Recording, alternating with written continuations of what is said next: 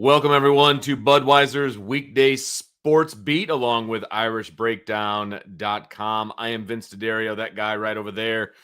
That's Jesse Stiers, and you are not hearing the dulcet tones of Sean Stiers this evening because you're going to have to wait 2 hours before you get to hear him, as he is on the call of the Notre Dame women's basketball contest as they face off against the Akron Zips of the MAC. And that go game, Zips. Yeah, go Zips. What? What? I'm just kidding.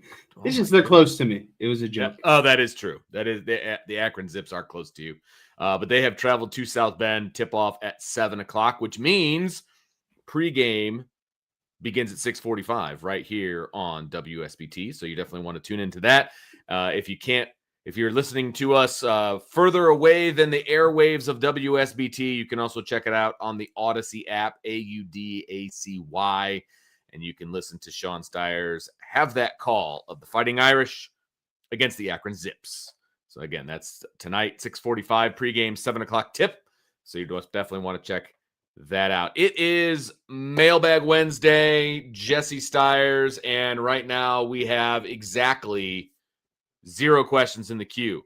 So, people watching on YouTube, you want to make sure you get those questions up in the queue. Put a little MB or the little mailbox emoji in there, and you guys run the show. So, whatever questions you have, we will be answering them right here on the show. But before we get to that, how you doing, sir? I'm doing well. It's a solid Wednesday. Got through the workday pretty quick. So that was nice. Yeah, it's always in my good on a household, Wednesday. it is Survivor night. We watch Survivor, and that new episodes come out every Wednesday. So big development in our house. That'll be something to look forward to this evening. But tomorrow is Thursday, my favorite day of the week because it's almost Friday, and then Friday I get paid, and then Saturday I'm going to the Notre Dame and Pitt game. So we're gearing up here for a nice weekend. Nice. Very good. Is anything else taking you out to the Pittsburgh area besides the game? No. Just trying to make it to a game every year. Couldn't make it before the wedding because of the wedding stuff. And so we were like, with the remaining games, I wanted to make it to one. And then I was like, oh, man, they're playing in Pittsburgh. And Pittsburgh is closer than South Bend is. And I haven't been to a game inside the Steelers Stadium. So it's kind of like a bucket list thing for me. I get to go watch Notre Dame, get to go to the Steelers Stadium. So we bought tickets like 3 weeks ago before game day was announced, before this was, an official ranked matchup, before Pat Narduzzi started to do his typical, flapping of the jaw. Yeah. So just looking forward to it in general. So let me ask you a question. Are you going to go and partake in some of the game day atmosphere, like the college game day atmosphere? Are you going to try to get there early? Are you going to try to kick a field goal, win a bunch of money? So I don't think we'll be there that early. Game day starts from 9 to noon. I think we're going to leave around 6 or 7 a.m., hoping to get to the stadium. We got a parking spot, and it's like, I think it's like 3/4 of a mile away. So we're going to have to park, walk a little bit, which is fine. Yeah. I think by the time we do that, get on campus, it'll probably be between 9 and 10 a.m. Probably stop by game day for a little bit, make an appearance. Not like I'll be seen on TV or anything, but just stop by, partake in the shenanigans. We'll probably pack like a cooler with us to carry around. There it is. So yeah, we'll have a good time. We'll stay warm. What I'm most excited about, honestly, is the temperatures are rising, actually. It's going to be like 55 degrees and sunny at kickoff. So I'm just glad we're not going to sit out there and freeze. Yeah, that makes 2 of us because I will also be at a game, not that game, but I will be at a game, and it's going to be like 60 degrees at kickoff. It's like, okay, let's roll here. 60 degrees, considering it was a freaking snowstorm a couple of days ago, and we had delayed starts and everything else with school. And then it's going to be 60 degrees on Saturday. Welcome to Northern Indiana, basically, is what that means. And everybody is seeing it out there. It's like 45 out here in the South Bend area right now, but it's sunny, so it feels a little nicer, and it's supposed to continue to warm up all the way through the weekend. So, we got that first snow, I guess, out of the way. Did you get a bunch of snow out where you are? Not really. I mean, we got it definitely snowed, but nothing that really stuck. It was just kind of a really thing. Yeah, nothing really stuck. We weren't like accumulating inches or anything like that, but definitely got some snowfall. You're out of the Lake Michigan lake effect that we get here. We had the heavy stuff, and it was probably 6-8 inches, I would say, kind of where we are. But it's all starting to melt away now that the sun has peaked out and is doing its thing. So should be good the rest of the week, and should be good for, like you said, kickoff at noon on Saturday out in Pittsburgh. It's going to be like 55 degrees. It's going to be like a heat wave. So that's pretty nice. So make sure you guys tune in for that. We do have a couple questions in the queue, so we'll just jump right in. We got a super chat here from Tyler Evans. He says, any upsets this week that you think will happen? So let me pull up ESPN real quick and look at some of these top 25 There's a few top 10 matchups, top 15 matchups that are very interesting for this week.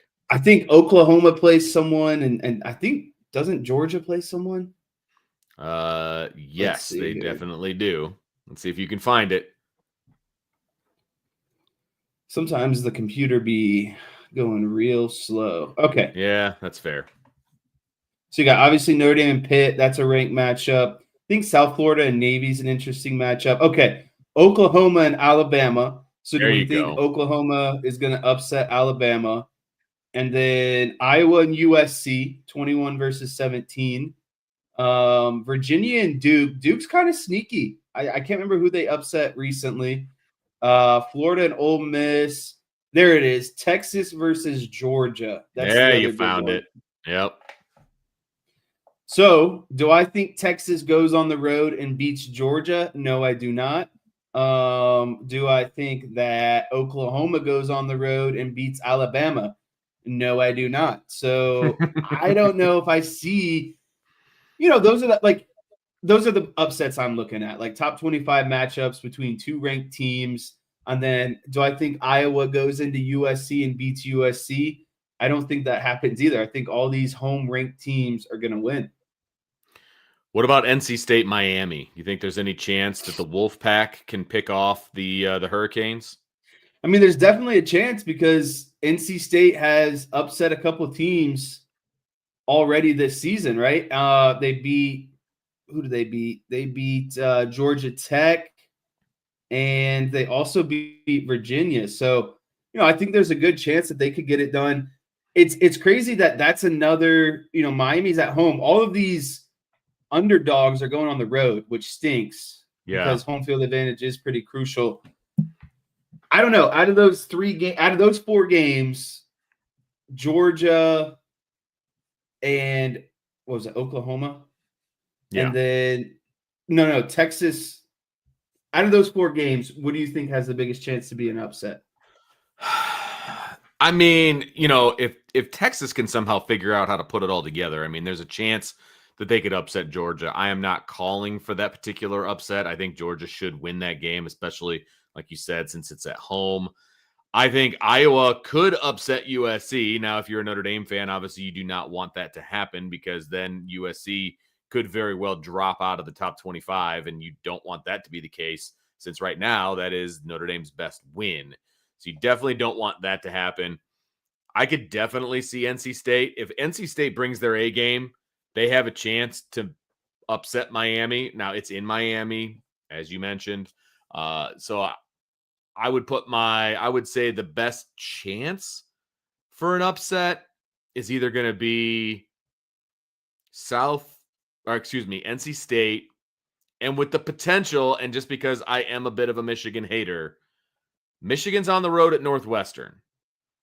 Northwestern could jump up and bite someone here. They could play spoiler against the Wolverines, and that is the one underdog that is at home that I could see jumping up and making some noise. I could see Northwestern doing something here.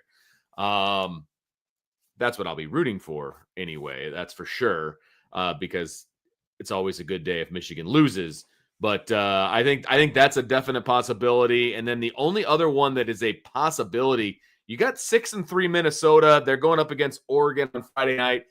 I was going to say, that's a sneaky matchup. That's a sneaky matchup. I agree. Again, they got to go all the way out to Oregon. So are they going to be able to travel successfully? Oregon is playing off of that really, crappy physical game against Iowa. Now you got to play a short week, and that game's Friday night at 9 p.m. I think that game's going to be a lot closer. What's the spread? Wow. Oregon is favored by 25.5 points. That's not going to happen. There's no way. There's no way. That's not going to. Yeah. Tune in tomorrow night for the spread option show. I guarantee you this game will be talked about. So you already locking that one in? I think that's going to be my underdog of the week right there. That's wow, 25.5. It's craziness. The Golden Gophers got to help me out on that one. That's a big number right there. That is a really, really big number. I don't think Wisconsin has a prayer of beating Indiana. That's not going to happen, especially in Bloomington. I mean, Wisconsin's a train wreck. What would you do with the 11.5 points that Michigan is giving to Northwestern? I would take Northwestern. Northwestern has been playing a lot of close games themselves, and really have a better record than what I thought they would. Really they've lost to Nebraska, USC, Tulane, and Oregon. Tulane was the first game of the year, so I'll give him an excuse. Obviously, Oregon is ranked, USC is ranked. I think that's another game where I would feel comfortable kind of taking the spread, maybe bumping it up to 14.5, 13.5, just to get those 2 touchdowns. But to answer this original question, I think the game that has the most upset alert is Texas at Georgia. I don't think Oklahoma is going to come close to Alabama. Like you were saying, I think if Texas puts it all together and we get the Arch Manning that we thought was going to be a Heisman contender, they still have a lot of talent on defense as well, which I think is impressive. I think that game is going to be pretty close, and I would not be surprised if Texas wins. But, Vince, let me ask you this. Isn't it kind of funny that schools like Oklahoma and Texas are complaining knowing that they have Georgia and Alabama this week? If you win and take care of business, you'll probably leapfrog. And if you lose, then you're down to 3 losses, and there's really nothing to talk about anymore. Yeah, I know. No, I'm with you. For all the whining and the gnashing of teeth when it comes to the rankings and everything else, a lot of these teams have their destiny in their own hands. Just play it out. Play the last 3 games. Just play it out, man.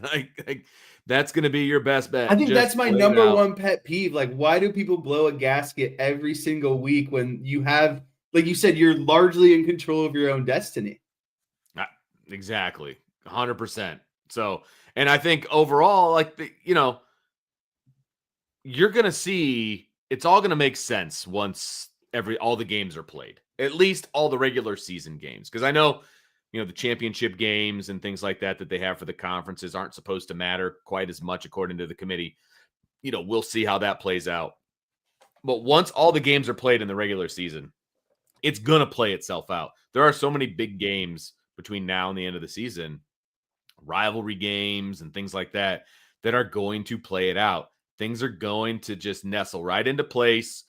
And if there's upsets, then it throws things into a little bit of a tizzy, and that's okay too, because it will work itself out.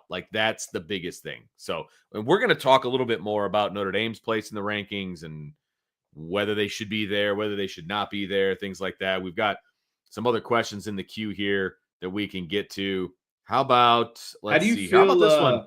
Oh, go ahead. Before we get there, Vince, how do you feel about the Michigan Wolverines playing inside Wrigley Stadium this weekend?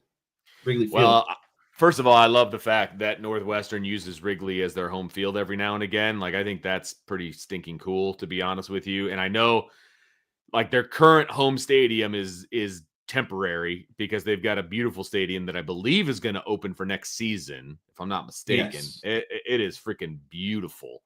And that's going to be one heck of a home field. I wonder if they're still going to do this Wrigley Field thing once they have that brand new stadium. That's the thing that I wonder about.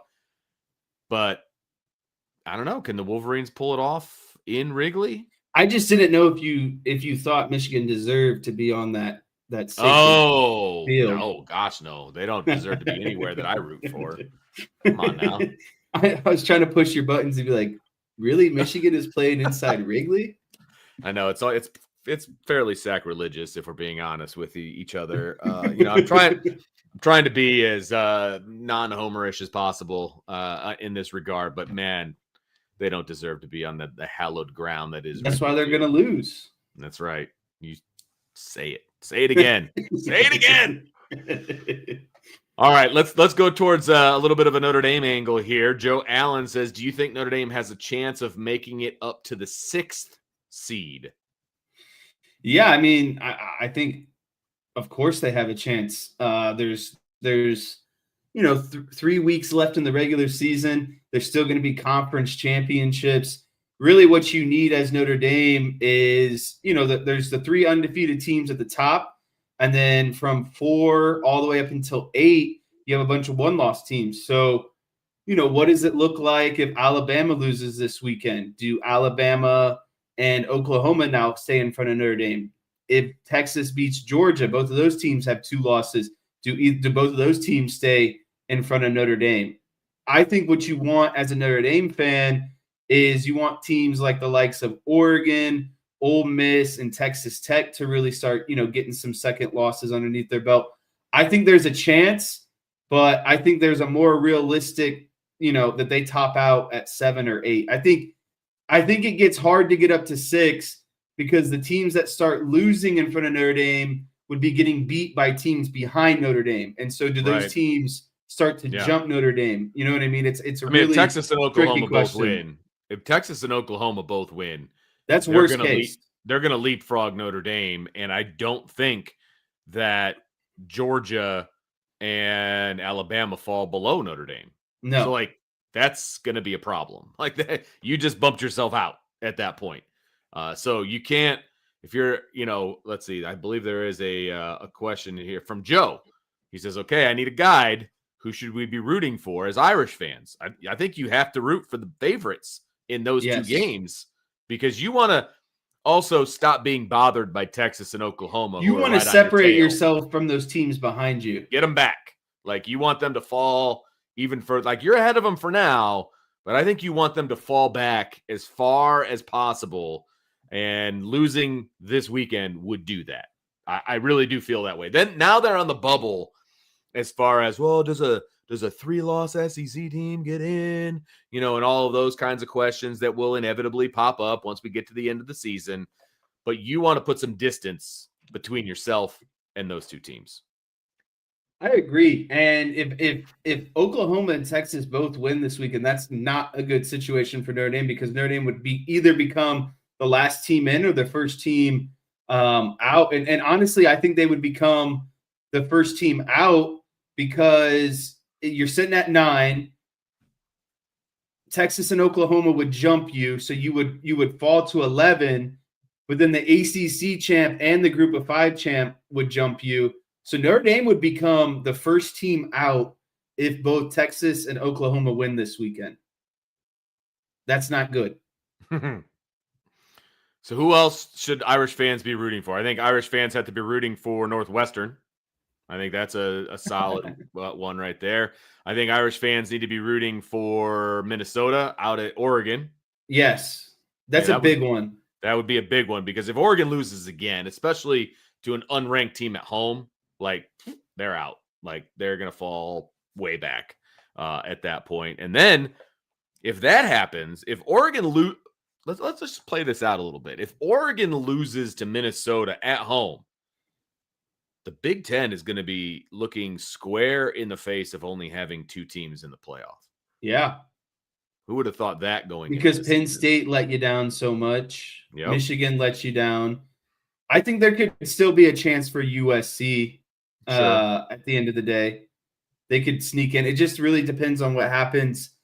I think this weekend is going to drive a lot of the final playoff picture with Texas and Oklahoma playing. Oh, yeah, definitely. Against Alabama and Georgia. Those are huge games. But like, if Oregon loses and Texas and Oklahoma wins, then that gets Notre Dame back into the playoff picture, in my opinion. So,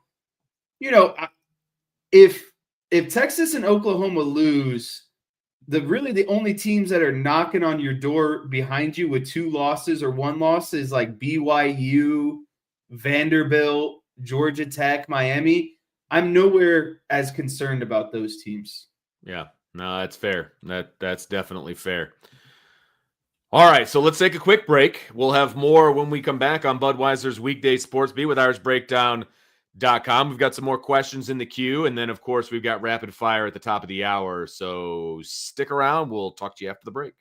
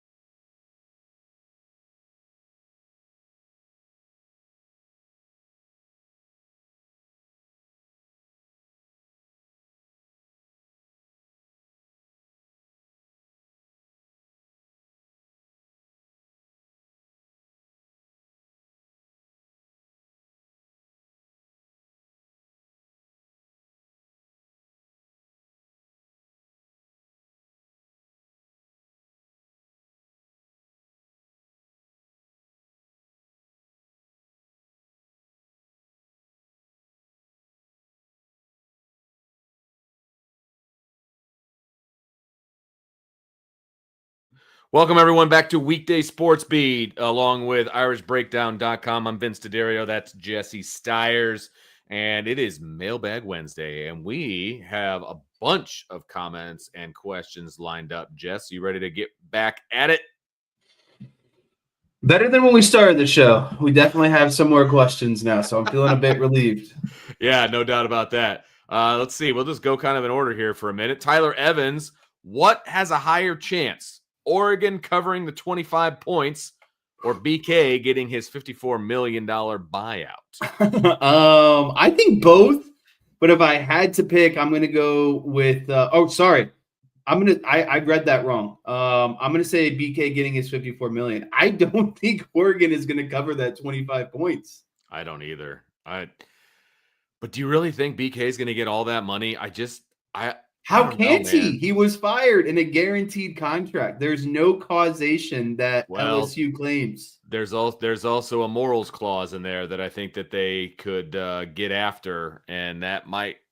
I'm just saying that from what I understand, that was what was put out there was like, hey, take a lower amount, or we're going to invoke the morals clause. And like, what could he have done that was morally wrong? Though? Did he yell at someone? Did he? I don't know. I'm just saying that's what the scuttlebutt is. Now, I'm not down in Louisiana, so I don't know all the details. But I think I saw a tweet today that talked about skeletons in his closet that could come out here soon. So, whoa. Hey, he's not our problem anymore, but it's still fun to talk about.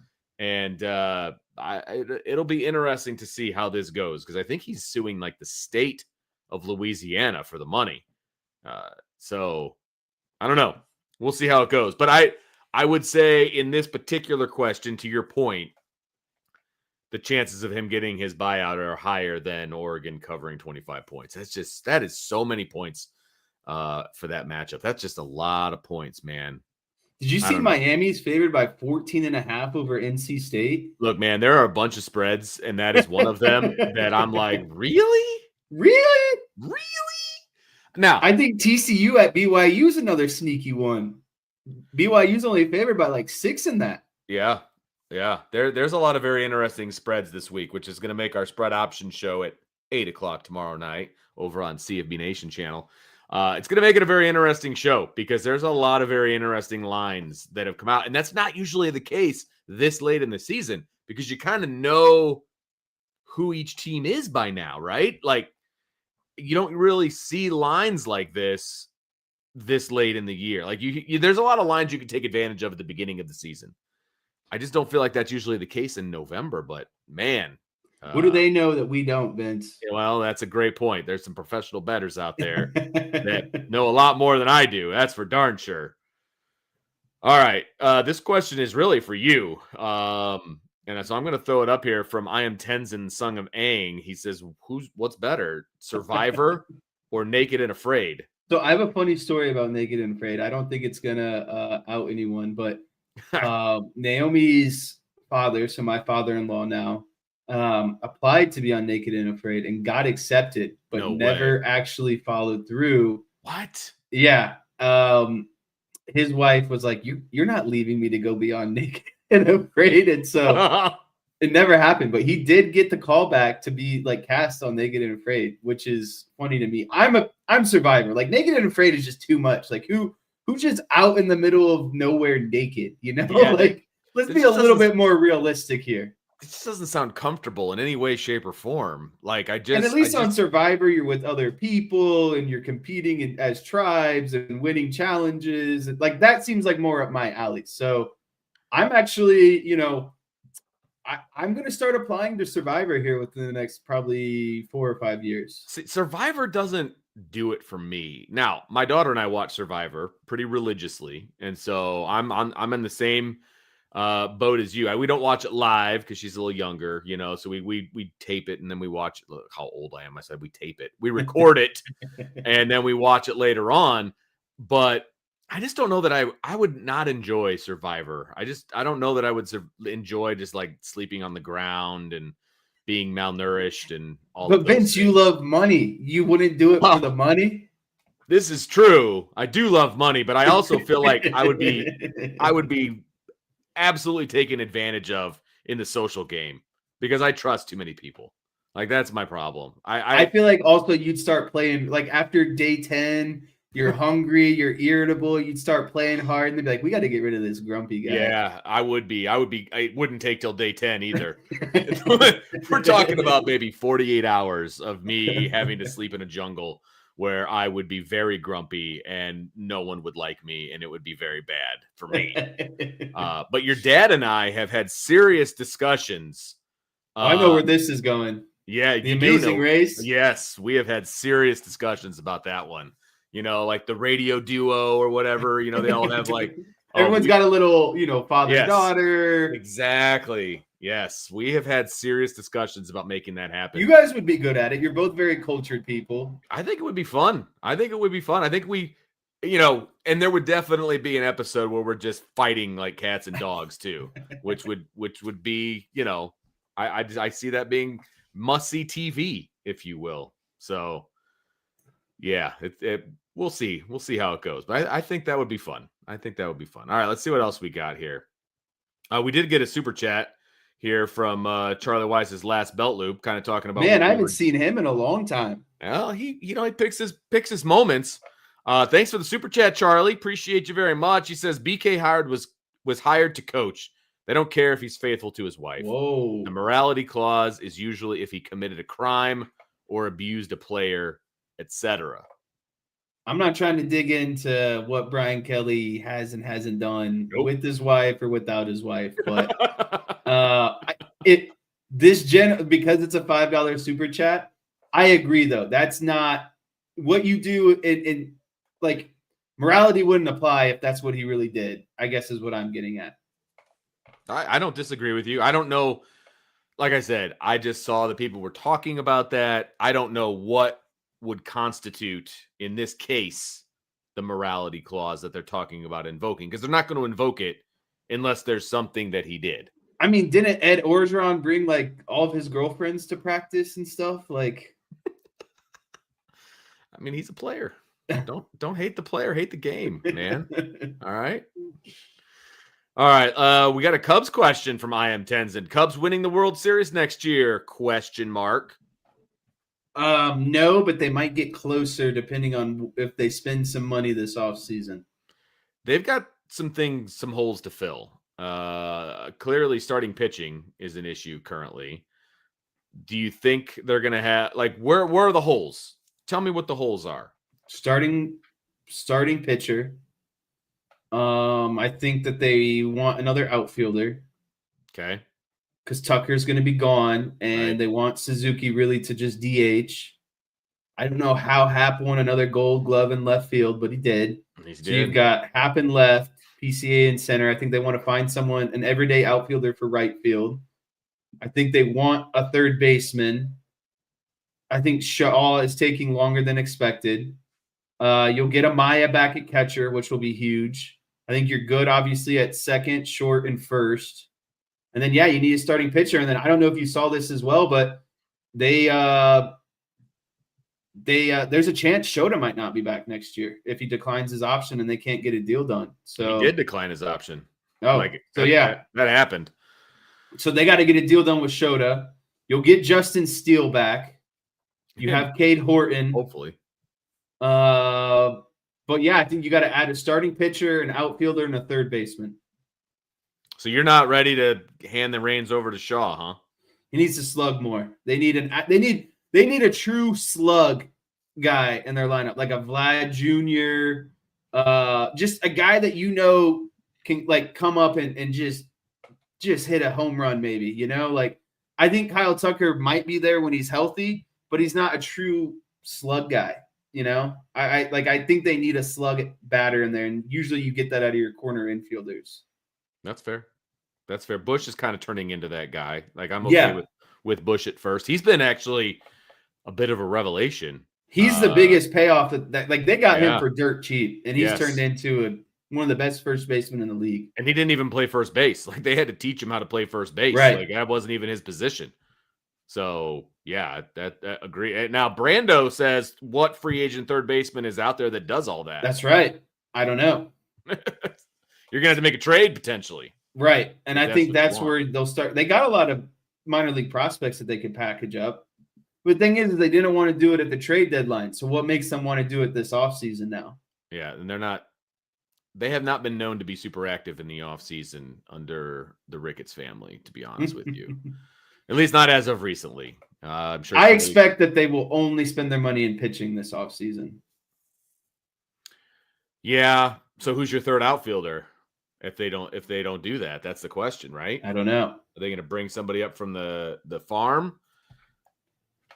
I mean, you could stick Owen Casey out there, maybe.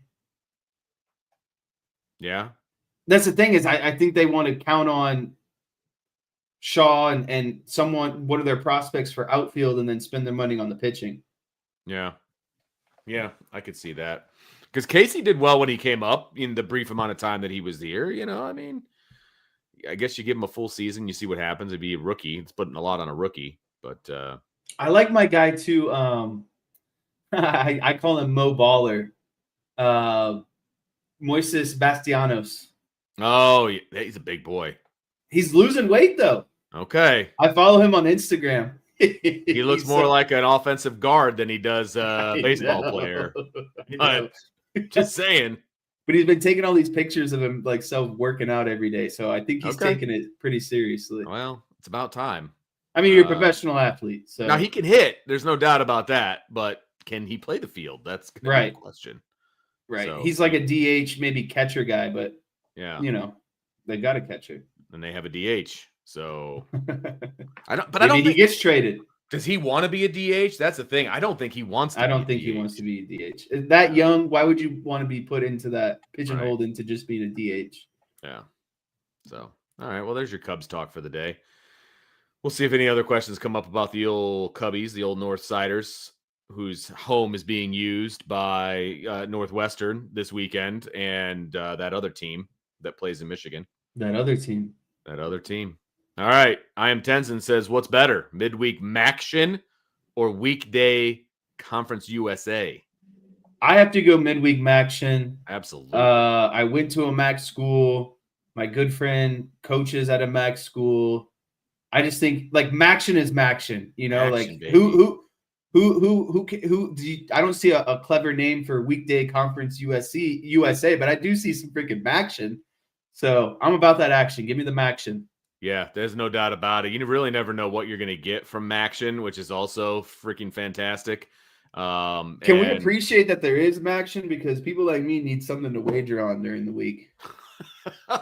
Speaking of professional gamblers, Jesse Stiers, it's underneath his nameplate at the office. Should I add that one? I think you should. But yeah, the Maction is fun, man. There's a lot going on. And the Maction, to be honest with you, the Maction is like the minor leagues for D1. There's some really good players that play in the MAC who went kind of undiscovered in the recruiting coming out of high school.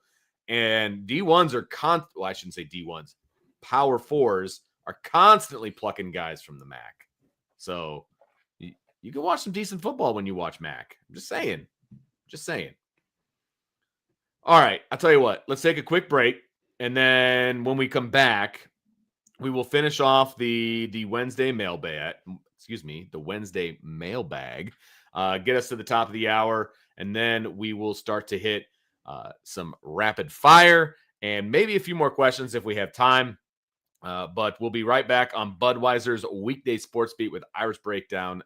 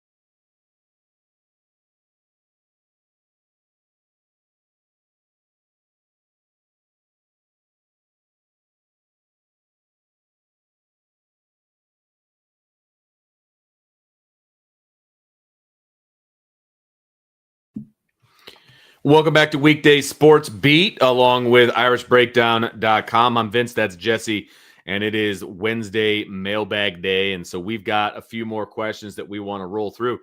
And let's see if we can get some of these accomplished here. Make sure we kind of get everybody, taken care of. Let's start with USMA 87. Was Narduzzi trying to do a double head fake? Say the Notre Dame game doesn't matter to get the Notre Dame players to let down their focus.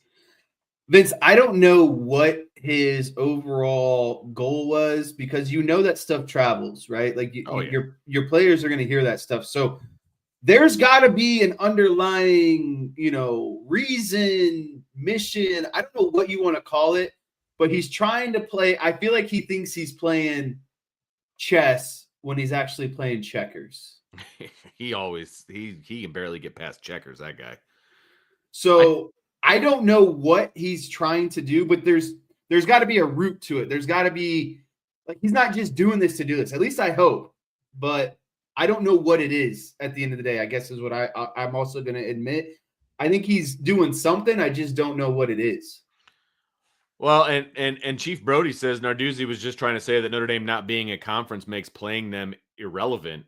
Well, it's not irrelevant. And you also can't go up there and say publicly, I don't care if we lose to the number 9 team in the country at home. Like, whoever would say that. Right, exactly. Regardless of what conference they're in. You're telling me if Georgia comes to town, you don't care because they're in the SEC? No, that's an opportunity to beat a top 10 team at your home stadium. Exactly.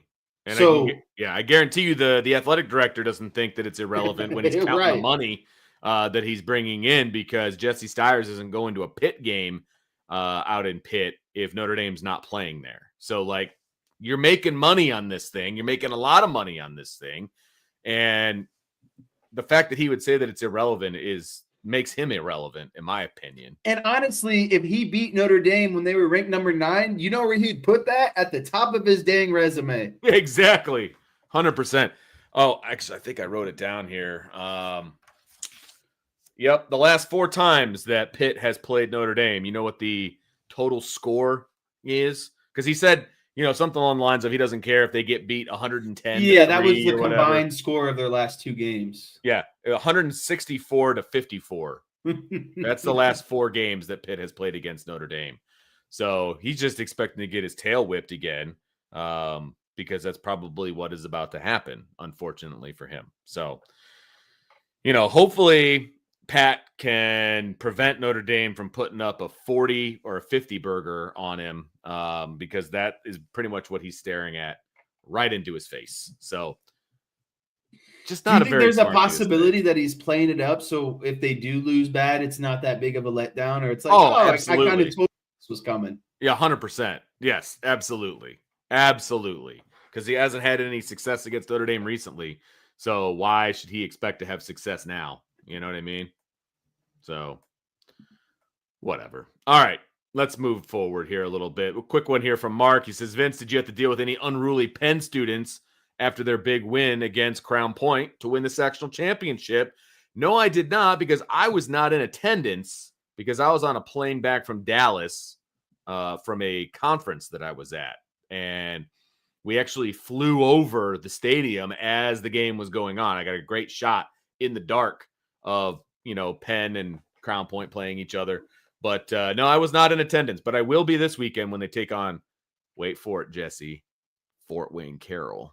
Ooh, in regionals, huh? Yeah, regional championship at Penn. So those are some scars. That's all I can ever think about when I think of Fort Wayne Carroll. Like, that will always be what I think about. 2012 sectional championship. You mean that hardware that should be sitting inside Adams High School? Yeah, that's the one. Our only hardware that we ever could have gotten. Yes, because that would have been the only sectional championship in Adams football history. Yes. History. Yes. And if it wasn't history, it was at least 60, 70 years. I'm pretty sure it was in history, because I remember that being the talk prior to that game. So anyway, let's move on. So I'm really hoping the Penn can take care of business, because I just dislike Fort Wayne Carroll in so many ways, and that's why. All right, USM 87. Can you see a world where there are 0 ACC teams in the college football playoff. The rule reads 5 highest ranked conference champion. No mention of Power 4 Group of 5. No, that the ACC champ will get in. What if it's like Duke? I think the ACC conference champ will get in no matter of record. So even if they're not even ranked at all? I know you're playing devil's advocate, but yes. Yes, I am. A lot of things have to happen for Duke. I think let's just put it like this. A 2-loss ACC champ gets in. A 3-loss ACC champ gets in. A 4-loss is where it kind of becomes dicey. Sure. If that happens. Yeah. Right.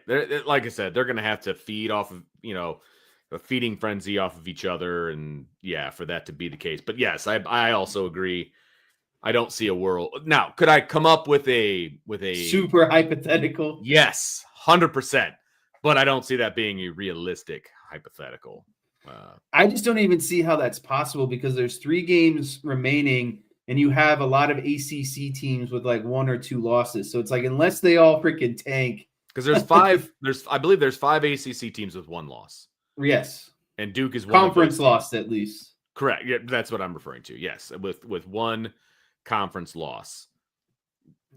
There are certain teams that aren't going to lose those games. And so it's going to be, let's just put it this way. The ACC is staring right in the face 1 bid for sure. They're not getting 2. I think the odds of them having 0 are higher than them having 2. I would agree with you on that. Yeah. Yeah, the ACC is struggling right now. So, and the Big 12 last week thought they were getting 3 in, and now they're staring right in the face of potentially 1. So, it's not good. It's not good for those 2 particular conferences. But we'll have to, again, let it play out. We'll see how it goes. All right. How about this one? I don't know how much you studied Pitt at this point in the week, but Radar 32700 wants to know, what is the biggest issue for the Irish against Pitt? I think what the biggest issue is going to be is I think Narduzzi is a defensive-minded coach. Not that has, bode well for him in previous matchups, but I do think this team is a bit better skill-wise. I would get worried if Pitt loads the box and starts blitzing like madmen and just really giving CJ Carr like no time at all, right? Like he's just got guys in his face. They're shutting down the run, that sort of situation, because that's what they're going to do. They're going to load the box. They're going to try to stop the run. They're going to play man on the backside, and I think they're going to get creative with their pressures. And so do they get so creative that CJ Carr starts turning the ball over? That's where I think the issues are. That's what they're hoping for, right? Obviously, yeah. That's where I think that's what could become the biggest issue, in my opinion, is if the run game isn't going anywhere and CJ Carr starts forcing the ball. So Pitt's best attribute is their run defense, right? And Joe Allen in the chat is absolutely correct. All the national talking heads are saying that Notre Dame won't be able to run the ball. I would say, let's look at the last 2 weeks where Boston College and Navy both loaded the box. We're talking 7, 8 guys in the box. And then they played man-to-man on the backside, on the back end. And how'd that work out for them? Number one, Notre Dame was still able to run the football. Now, at times they weren't. But overall, when you look back at the game, they were able to run the football. And CJ Carr is making really good decisions right now. And his wide receivers are doing what they need to do to get open. And he's finding them. To your point, I do believe that if they can't run the football and CJ Carr starts to press, yes, then you are going to be in trouble. I just don't see both of those things happening. I could see one of those things happening. I don't see both of those things happening. Yeah. I think tomorrow's an important show to tune into because there's going to be some whiteboard on stuff like this. Oh, is there now? Yes. Okay. I don't know if you got that memo via my pigeon I sent you earlier. I think it's still across the state lines, but that's okay. No, that's all good. Because on tomorrow's show, we will have some comments from Marcus Freeman from his Zoom press conference that he is going to have. I believe that's at noon. And so we'll have some comments from that. And apparently we're also going to have some whiteboards. So bring it on. Rock and roll, baby. Vince is like, I'm set. Not much more for me to do tomorrow. Love it. Let's go. Let's go. And we'll also have rapid fire, which will, that's kind of a TBA. So we'll see how it goes. All right. Let's see if we got a couple more starred up questions. Here's one from Chief Brody. Chances Miami creeps up on Notre Dame. Texas, Oklahoma, Vandy all have some big games coming up. Same with BYU. Hate for that head-to-head to get us passed up. I think at this point, unless Notre Dame just starts playing some sloppy games, I think a win over Pitt, no matter what, since they're ranked, is going to look good. Sure. Obviously, you want to blow them out. But if you get into some sloppy games against, Stanford and Syracuse, I believe, are the other two remaining opponents, and you're sneaking out wins and Miami starts to really look like world beaters and beating people by 30, I think that's where it might come into play. But the committee has already put their foot down that right now today, there's nothing that Miami can do if both teams win out to jump Notre Dame. I agree. Yeah, unless they go to a conference championship, win the ACC, then potentially you could maybe make a case for them to jump. But right now today, if the season ended, Notre Dame would be ahead of Miami. So unless Notre Dame just completely starts, nose diving, lose a game or win some really, really ugly games, I just don't see that happening. Yeah, no, I agree with you. I think that the committee has made it very clear how they feel about the head-to-head of Miami and Notre Dame. And they also, Miami's lost 2 of their last 3. And it's crappy teams. When you lose in November, that's not a good look. And so right now you have the appearance of one team going one direction, one team going another direction. Now, Miami has NC State this week. Then they have Virginia Tech. And then they have Pitt on the last week of the season. And so I think that game is going to be pretty pivotal as well, that Pitt-Miami game that's going to be played on the 29th of November. So keep your eye out for that. Now, Chief, you're exactly correct. Texas, OU, Vandy, they all have big games. Are they all going to win all of those games? I don't think so. But if they do, yeah, you're going to have a conversation about who is going to get in at that point. I absolutely agree with that. But I believe that is also worst case scenario. You know what I mean? Like that is, at this point, the sky is falling scenario is if all of those teams win all of their big games and Miami and Notre Dame all win out. You know what I mean? Like it's worst case. That's worst case. I don't see that happening. Is it possible? Is it plausible? Yeah, I guess so. But we'll see how it goes. Last 2 here before we get to the top of the hour break. Chief Brody's got another one. He goes, what do you guys do during your break? Most of the time I put myself on mute. I turn my camera off just in case. We come back and you see a quick, a hot mic or a hot video camera of myself. But most of the time I'm either on my phone or I'm running to the bathroom or running to get a glass of water. Yep. A little refill action. Yep. Sometimes I go up and if I've got something to say to the kids, I do that. Or a lot of times I just watch like keep it down up there. Yeah, pretty much. Or I just watch like a show on one of the streaming services while during break. I'll get like 4 minutes in, you know what I mean? And then to come back and let's do the show. So yeah, it varies. It definitely varies for sure. I'm usually on Instagram just watching stupid videos. There you go. Finally, from Robert Grant, guys, are you hearing anything on USC and Michigan possibly going independent? I haven't seen it, but everyone now thinks that independent is in fashion because that's what gets you the easiest path to the college football playoff. And You're right. Everyone should just go independent because Notre Dame does it, and they're just getting a free pass to the college football playoff. That's what everyone just thinks is you just get this free pass and you don't play anyone, and you get to make this super easy schedule and, da-di-da-di-da. It's just not the case. I've just seen that of the big brands, Michigan and USC might have the most potential, I guess is probably the best way to put it.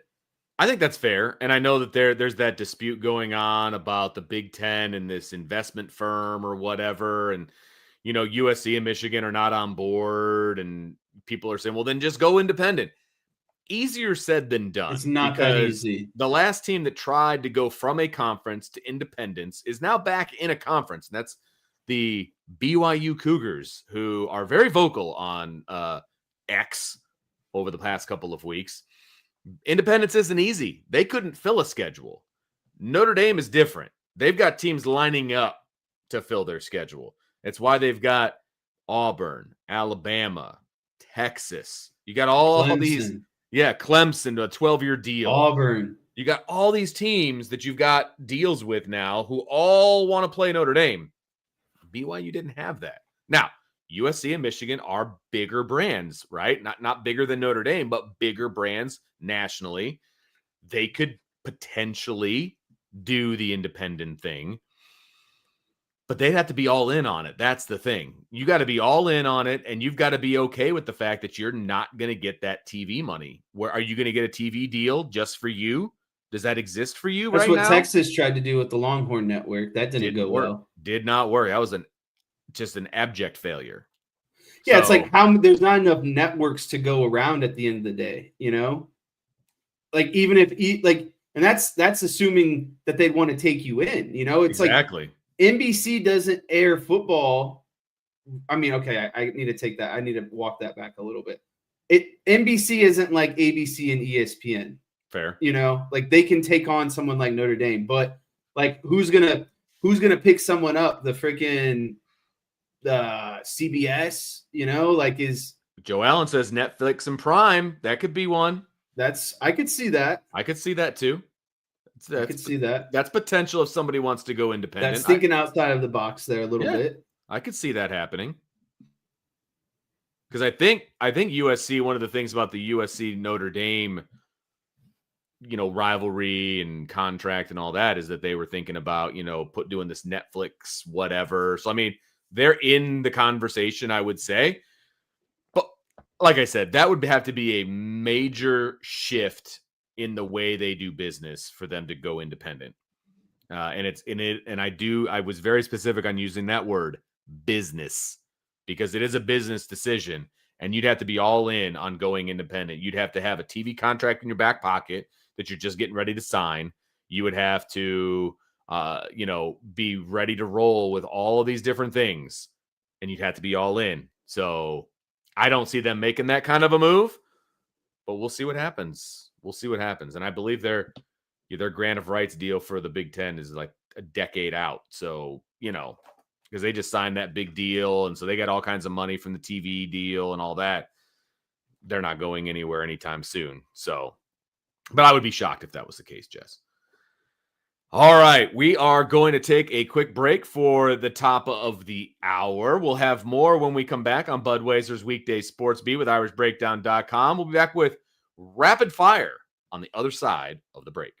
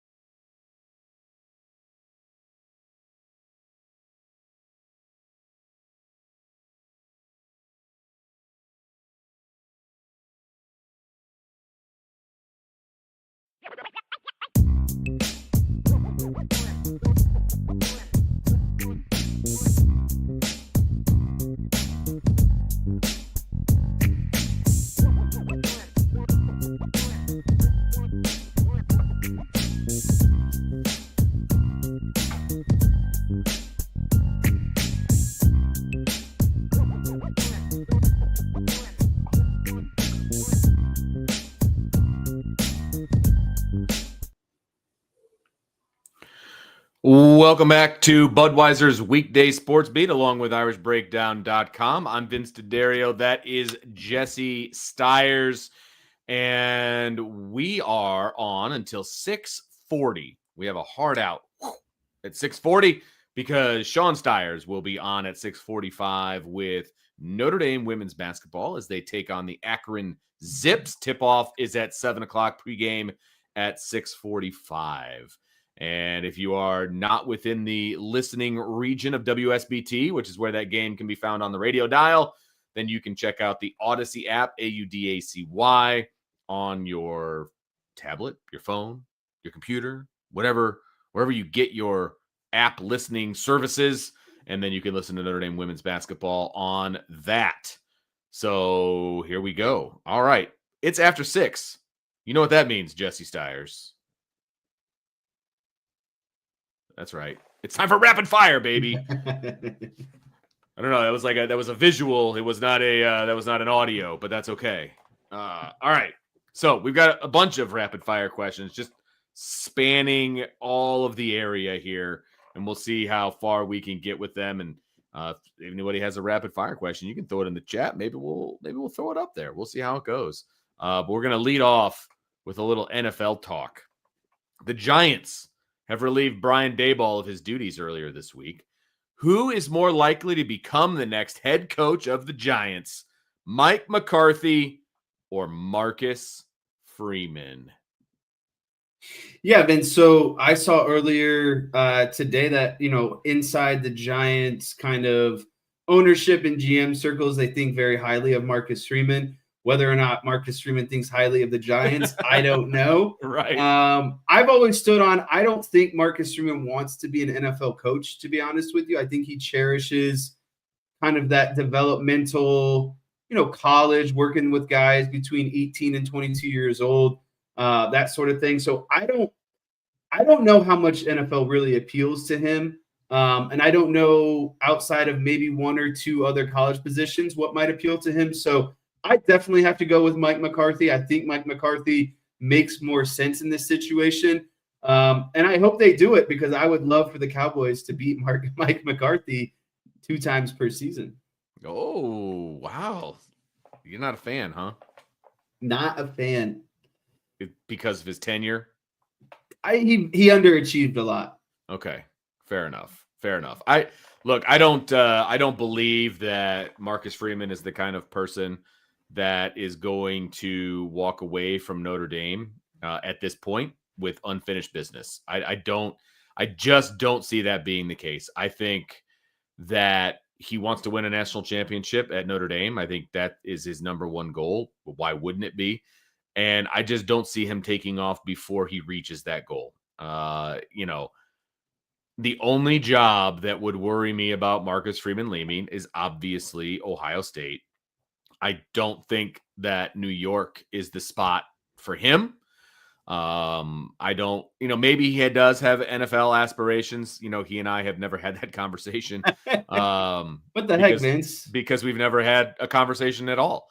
And so I just don't see that being the case. Obviously his oldest son just literally today signed to go to Cornell. And that's obviously on the East Coast. That's some place, maybe he wants to be closer to his son. I don't know. You could throw that out there if you wanted to.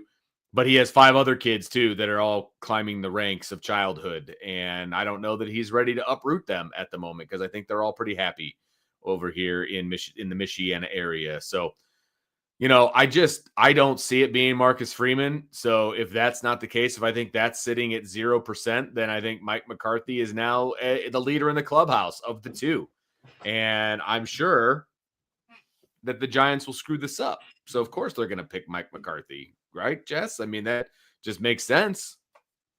Yeah, I mean, if the Giants want to continue this constant cycle of purgatory, they'll just hire Mike McCarthy and keep doing the circle or, cycle of mediocrity. Yeah. But and I think that might be pushing it, too, if we say mediocrity. Ever since Eli Manning retired, it has been complete mediocrity. But it's hard for me to make fun of the Giants because you know what they've accomplished in my lifetime, Vince? Some Super Bowls. Yeah, that's true. That is a good point. How about this one here from Randall McMurphy? Oof. BK would be great in New York. I don't think I'm going to say this in the nicest way possible. I don't think NFL players would respect Brian Kelly. Oh, there's no chance. Doesn't mean he won't get hired. That's true. Can you? I can like grown men, you know what I mean? Like great.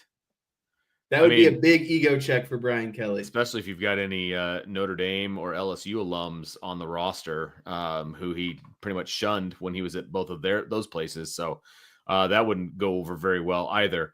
But I could see him using just his political, I could see him in New York for sure. I could see it. Should that lead us into our next question? Oh, it could definitely lead us into our next question, because our next question is also an NFL question. All right, so here we go. Are you aware of Chicago Bears head coach Ben Johnson's, quote, good, better, best thing that he does in the locker room after wins? So I'm going to play it for you, and you can tell me what you think. Here we go. Come on. Good, better, best. Never let it rest. Good gets better. You better get better. Bears on 3, 1, 2, 3. Woo! So are you aware that he does that in the locker room? No, I was not aware of it. Brian Schottenheimer, the Cowboys coach, does something similar but different. They kind of go over like the best plays from the game, and everyone gets all fired up and that sort of thing. I wasn't aware of it, but I love it. Anytime you can get everyone to kind of come together and cheer like that, yeah, I think that means you got control of the locker room, and I think it shows that guys respect you as a coach at the end of the day. Winning certainly helps, and winning definitely helps. Yes, they're doing that, and that's big. And he's a young guy, and he's got all the X's and O's in his head for offensively, and he does the trick plays, and all of these different things. And I think he has at this moment won the locker room. Now, obviously, that has he won you, Vince? Week to week thing as a head coach. Yes, the quarterback hasn't won me, but the head coach has. Is that fair? Are you happier this year with the Bears? I mean, it's always nice to see the Bears win, but it's like I kind of wanted him to lose so that they'd go find a different quarterback. I'm not going to lie. That's how petty I am. That is the pettiness that is me. So, but I mean, it's always nice to see the Bears win, and they're winning like the way that they're winning is something else too. I mean, last second and all these different things, but but I think that's a testament to the head coach. You win close games because of the head coach. Yeah, I completely agree with that. All right, so in honor of the good, better, best from Ben Johnson, Levy's Restaurants, which has a concession stand at the Bears games, okay? They've come up with a good, better, best slider trio, okay? So the good is a cheeseburger with Levy's secret sauce. Better is braised short rib with pickled red onion. And best is seared beef tenderloin with garlic herb butter. So, of these three, which would you consider to be the best? Oh, this is a tough question, Vince. The thing is, though, like when I think of going to a game, a sporting event, I don't think of I need to find the braised short rib. I need to find the seared beef tenderloin. So this might rock the boat here a little bit. Best for me just has to be a good old cheeseburger with the secret sauce. Like, okay, if I'm going to a sporting event, again, I'm not a big, I need to go find all these crazy concessions and all that stuff. And also, I don't like to eat heavy meals during a game, right? And so beef tenderloin, braised short rib, they just kind of sound heavy. So my good would be the braised short rib, my better would be the beef tenderloin, and my best would be the cheeseburger. That's fair. That is super fair, man. I will tell you that, because normally I am just a cheeseburger guy myself. And if I'm going to get a cheeseburger at a sporting event, I don't want it to be all like drippy and, all of those things. You know what I mean? Like a greasy, sloppy, yeah. Got to roll your sleeves up. And I don't know what kind of cheeseburger that Levy's is making, or Levy's. I apologize to the people there if I'm pronouncing it incorrectly. And I'm curious as to what their secret sauce is. I'm not going to lie. I'd like to know what that is. Probably like a Big Mac sauce or something. That's what I was thinking. That's usually what the secret sauce is, it seems like, on burgers. Now, if I'm not at the sporting event, though, I'm going with the seared beef tenderloin with the garlic herb butter. Oh, for sure. The scenery in this and where we're having this completely changes the situation. Makes a huge difference. Yes, agreed. 100%. So for the in interest of the question, I'm going to go with the seared beef tenderloin with garlic herb butter. But my better, like the middle one, is going to be the cheeseburger with the Levy's secret sauce, because I don't like pickled red onions. So they're going to be at the bottom of the list for me. Of course you don't like pickled red onion. I don't like onion. I mean, pickles, like the pickled, I know pickled isn't pickles. Right. But I don't like pickled stuff in general. Do you like pickles? No, God, no. Same. I think that might be one of the few things that you and I actually can mutually agree on. And I feel like that is a minority thing. I feel like most people love pickles. Oh, my family, most of them like pickles. There are a couple of my children that are smart and don't. Any of them torment you with pickles? Oh, all the time. All the time. And it's mean. It's mean. Now I know how to get to Vince. Man, I'm just not whip out a jar of pickles. But you like cucumber? No, not really. I mean, I don't mind like maybe a fresh cucumber on my salad or something like that. Right. Like I could go with that as long as it's got a little ranch on it or something, that kind of a thing. But I'm not like taking a cucumber and just taking a big old bite out of it. That's definitely not me. So, but I applaud Levy's restaurant for like buying into the whole good, better, best thing. I mean, that's smart. That's advertising, baby. They're thinking. All right, here we go. Real simple. And we've kind of talked about him a little bit already. Buy or sell Brian Kelly ever coaching again? I'm going to go buy, but I don't see it in the immediate future. I think he's going to wait for all this to settle. He's going to collect his money. I honestly wouldn't be surprised if you see Brian Kelly kind of patch up his image a little bit, maybe become a guy who does becomes an analyst for a year, that coach analyst that you see maybe for a year or two. And again, he's collecting his money from LSU, probably collecting money from being on TV, kind of seeing how this whole, coaching with NIL and the transfer portal all shakes out. So I think he's going to coach again, but I don't think he's going to jump right back into it per se. I think he's definitely, I absolutely buy that he's going to coach again. And I would say if I was going to go like over under 1.5 years from now, I'm going to take the under, because I think that. Do you think he's a head coach of a team next season? I think that's my big possible. Question. I think it's definitely possible, but I also think a lot of it rides on this lawsuit that he just filed too. That's what I mean. Yeah. I think he's got to let that shake out. I think he needs to build back up his image here a little bit, take it easy for maybe a year, and then get back into it. That's what I'm saying. I don't think he coaches next year, but I think he does the year after. That's fair. I think that's fair. I think he could be an analyst or just do nothing for a year, just like he's got the money. He's got the money to do nothing. 100%. And like he normally does when he's coaching, he just do nothing. I could see that for a year, and then I could see him taking a job for the 27 season for sure. I could definitely see that, but we'll see. It might. There's a lot of open jobs though, man. Like that's the thing. There's a lot of big name jobs out there, and I don't think there's a lot of big name coaches. And I still think there are people out there that think BK is the answer. We'll see. Is he the answer at Penn State? He could be. He's an East Coast guy. Is that better for him than LSU? It's a better fit for him for sure. Okay. He never fit down there. I guess, do you think he goes Big Ten or SEC, or do you think he goes smaller than that? I don't think he'll ever go smaller. I think he could. You think at this point he thinks highly enough of himself? He's made it this far. Yes. I'm going to take on a job that I think is fit for me, not the other way around. So Luke Fickell got, the public he will be coaching in 26, at Wisconsin. Yeah. Keep your eye on that job right That's there. what I think he'd be a perfect fit at a school like Wisconsin. Yeah. Yeah.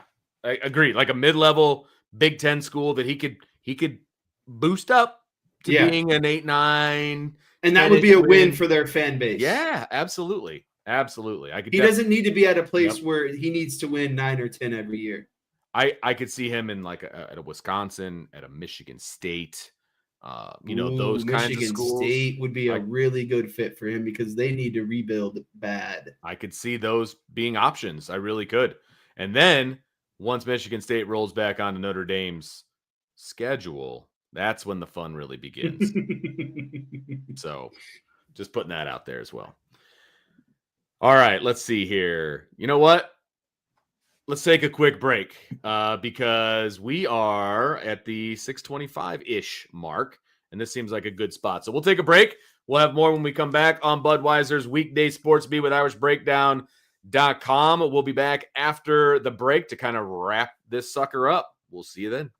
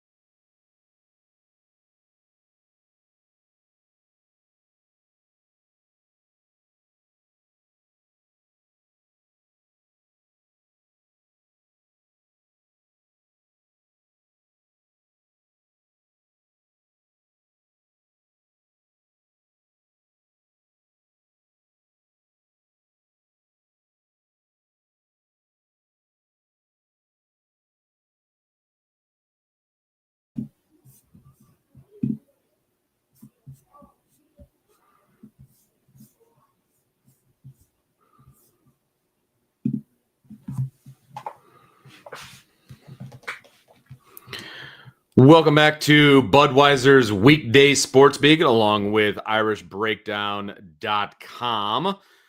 Remember, Notre Dame is at Pittsburgh this Saturday at 12 o'clock, and you'll hear the radio call right here on Sports Radio WSBT.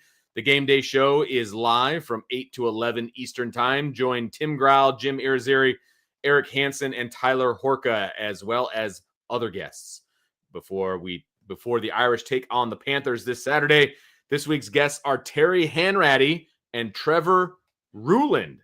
So tune in for the Game Day Show again this Saturday from 8 to 11 Eastern Time, only on Sports Radio WSBT and the Sports Radio WSBT app.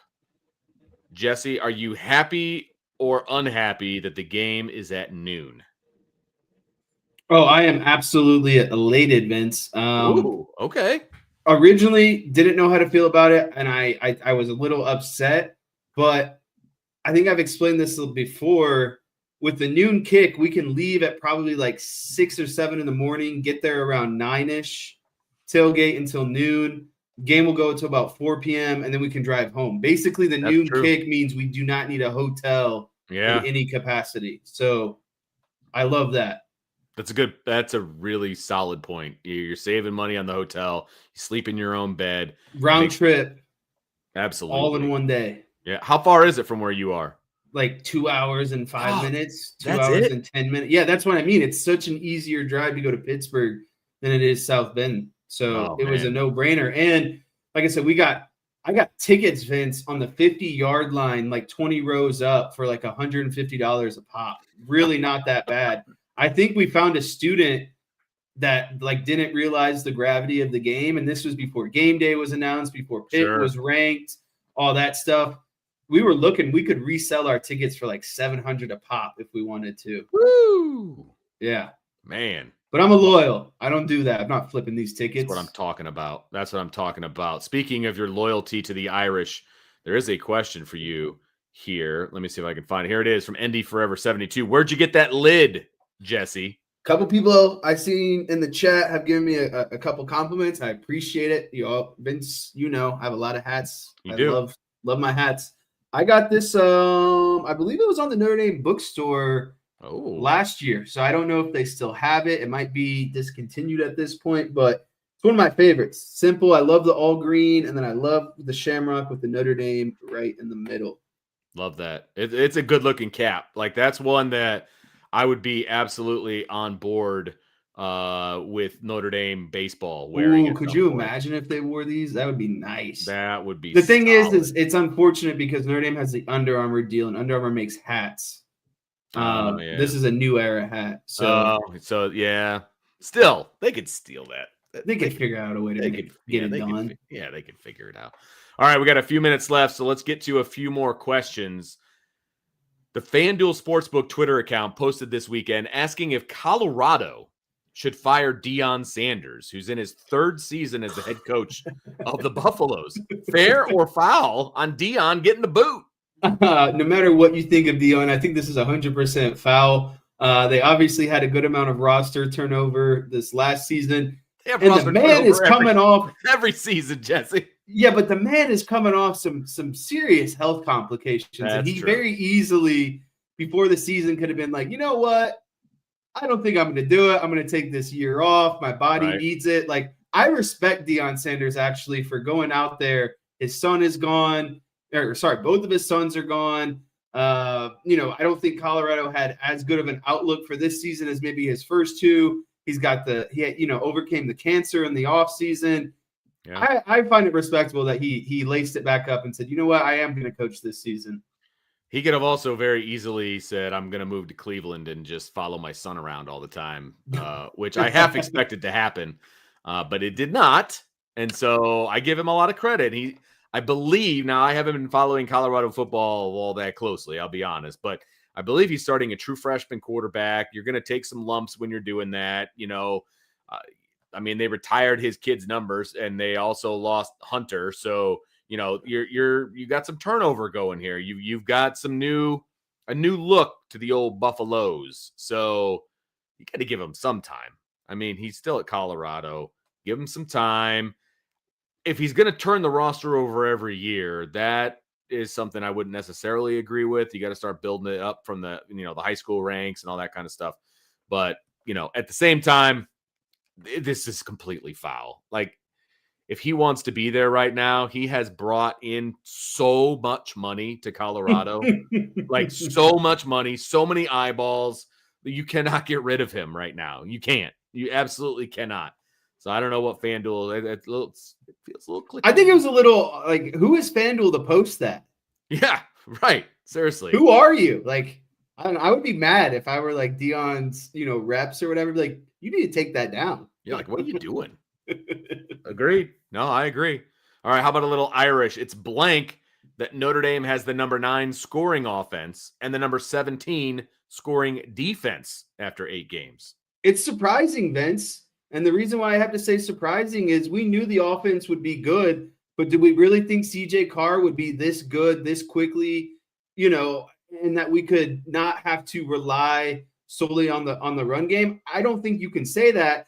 And then also it's surprising because did we really think after watching the first couple games of this season that the defense led by Chris Ash would dwindle its way down all the way to the number 17 scoring defense? I dropped a stat on my dad yesterday. I don't know if you know this. Notre Dame defense hasn't given up a fourth quarter point in 6 straight games. Wow. I did not know that stat. That's a stat. Wow. Okay. Interesting. And that pretty much coincides with their winning streak. Correct. Crazy what happens when you play good complementary football on both sides. Yeah, no doubt. But it's a big surprise, Vince, because I didn't think CJ Carr would be this good this early, and I didn't think the defense would rebound as hard as it did after starting that poorly to begin the season. Yeah. Yeah, no, I that's absolutely accurate. I was going to say surprising as well because I didn't think the defense was playing that well overall for the entire season. Like, yes, they're playing well now. There's no doubt about it. But, you gave up, 41 to Texas A&M. You've given up some points. And so to be ranked in the top 20 at that point, with the way things started and the way things were going and the crying and the gnashing of teeth over what the defense was doing early on in the season, the fact that they're ranked positively in any way defensively is surprising, but they've also been playing very, very well over the last, 6 games. And I would say 5.5 games. They've been playing very, very well. And so those numbers have started to come down, and now the defense is getting what they need. And, and moving forward, if they can continue doing what they're doing, they should be 3-0 over the last 3 games of the season as well. So I love the fact that Notre Dame is doing what they're doing defensively and offensively, because I also feel like the offense isn't getting enough publicity as well, Jesse. But, it is what it is. That's okay. That'll be our little best kept secret. Yeah, that's right. That's right. Well, hopefully they put up some big numbers on old Narduzzi this weekend, Saturday at noon. Jesse and I will be back tomorrow as well. We'll have some whiteboard. We'll have some quotes from Marcus Freeman's press conference and much, much more. Because, of course, we'll also have rapid fire as well. You're going to want to tune into WSBT for the noon kickoff for to defeat Pat Narduzzi and when Notre Dame plays Pittsburgh. And make sure you also stay tuned tonight because the Notre Dame women's basketball team is playing against the Akron Zips. And you'll hear it right here on WSBT. Sean Steyer has the call. Pregame show, 6:45. Tip-off at 7 o'clock. We'll see you tomorrow.